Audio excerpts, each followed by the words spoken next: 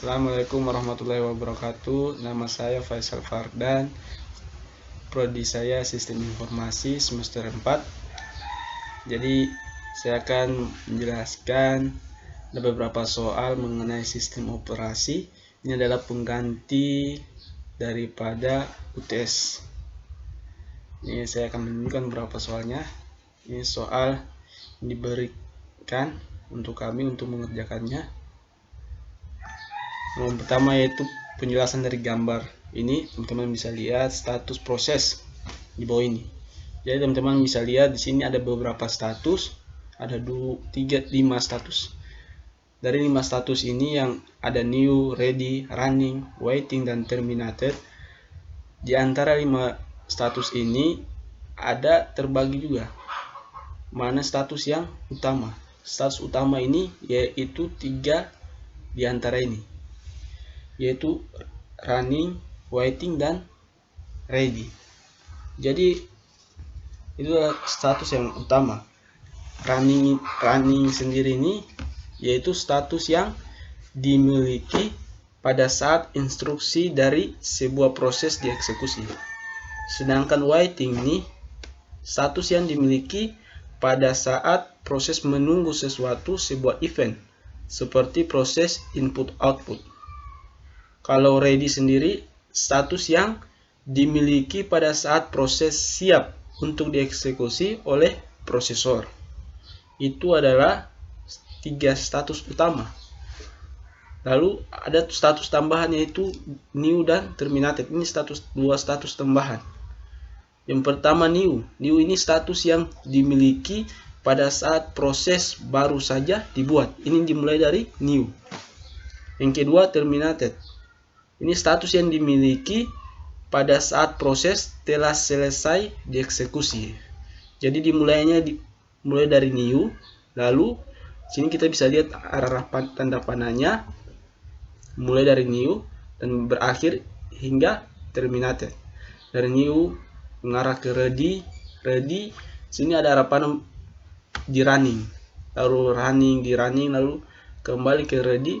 Maka sesuatu yang di running bisa di waiting, tunggu, disiapkan ready, dan akhirnya akan melalui terminated.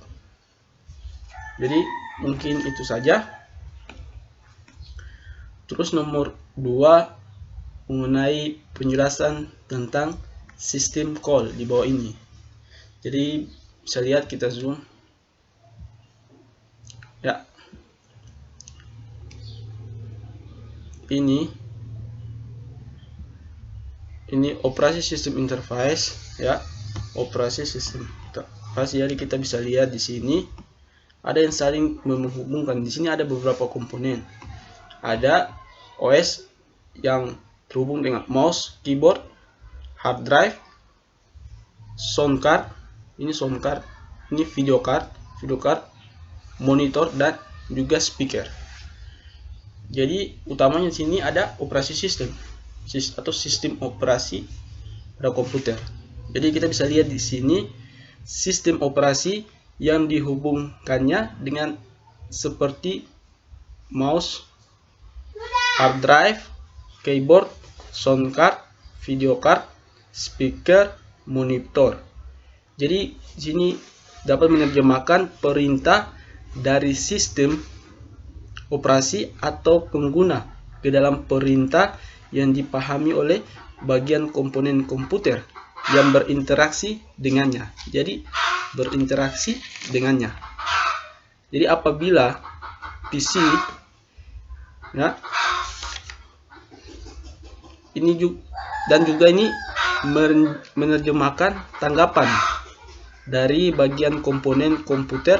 Jadi tanggapan dari bagian komponen komputer kembali ke tanggapan yang dapat dipahami oleh OS, operasi sistem, program aplikasi, ataupun pengguna.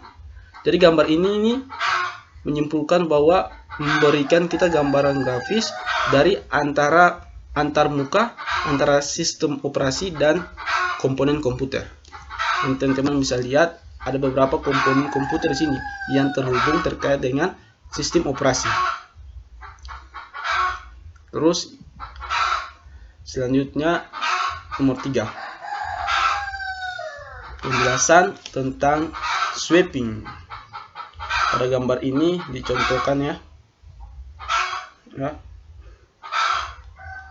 Sweeping.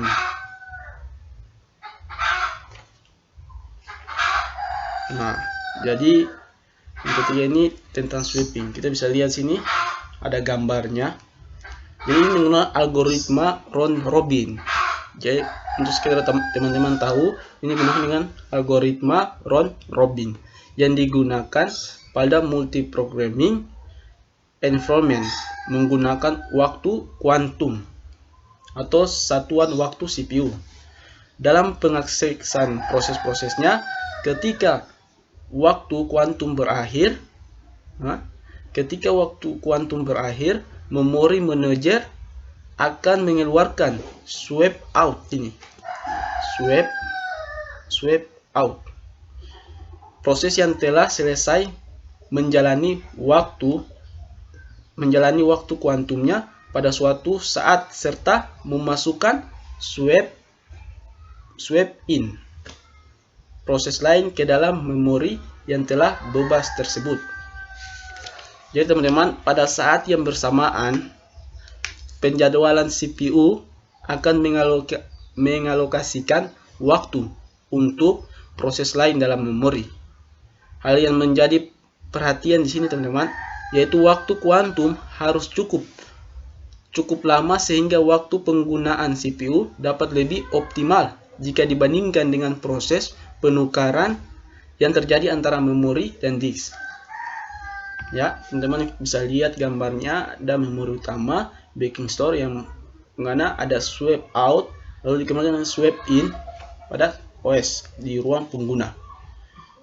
Oke, itu saja. Terus ada yang keempat, yaitu buatlah penjelasan dari pertanyaan apa itu Hibernate dan apa yang terjadi di komputer ketika Anda menekan tombol power pada komputer yang sebelumnya telah dimatikan dengan cara Hibernate. Jadi teman-teman perlu tahu sebelumnya kita harus mengetahui apa itu Hibernate. Ya, Hibernate ini yaitu sebuah fitur sistem operasi. Sebuah fitur sistem operasi atau OS pada sebuah perangkat laptop atau PC yang melakukan penyimpanan kerja memori pada memori virtual atau pada hard disk. Jadi Hibernate ini memiliki cara kerja seperti standby mode. Bedanya Hibernate tidak membutuhkan daya sama sekali karena keadaan laptop atau PC mati atau shutdown. Sedangkan standby PC dalam keadaan istirahat atau tidur, namun masih membutuhkan daya untuk melakukan kerjanya. Jadi teman-teman, sini kita bisa lihat apa Hibernate ini biasa ada pada laptop saat kita mau. Saya tunjukkan sini. Di saya Windows 10 tidak ada, tapi bisa disetting sebenarnya dari sini. Nah, biasanya ini sama-sama ada seek out, sleep ini yang mode seperti standby mode ini maksudnya sleep ini, shutdown, restart, dan sebenarnya kalau ini di laptop lain itu pasti ada atau bisa disetting muncul Hibernate. Maka Hibernate itu yang tadi yang saya jelaskan. Ya, jadi pertanyaan berikutnya, apa yang terjadi di dalam komputer ketika Anda menekan tombol power pada komputer yang sebelumnya telah dimatikan dengan cara Hibernate. Jadi sini saya jelaskan apa yang terjadi dalam PC ketika menekan tombol power yang sebelumnya telah dimatikan dengan cara Hibernate tadi. Apabila PC yang dimatikan dengan cara Hibernate lalu dihidupkan ulang, maka yang terjadi adalah PC mulai membooting ulang, tetapi di sini pada saat dihidupkan PC akan booting ulang, tetapi pekerjaan kita yang terakhir digunakan sebelum dimatikan akan tetap ada dan proses menghidupkannya sedikit lebih lama daripada mode sleep yang atau standby mode itu. Ya teman-teman, mungkin itu saja yang bisa saya jelaskan. Kurang lebih itu saja. Apabila ada kesalahan, kekurangan apapun itu, saya mohon maaf, karena kekurangan dan kesalahan datangnya dari saya sendiri, dan kesempurnaan hanya milik Allah Subhanahu wa taala. Assalamualaikum warahmatullahi wabarakatuh.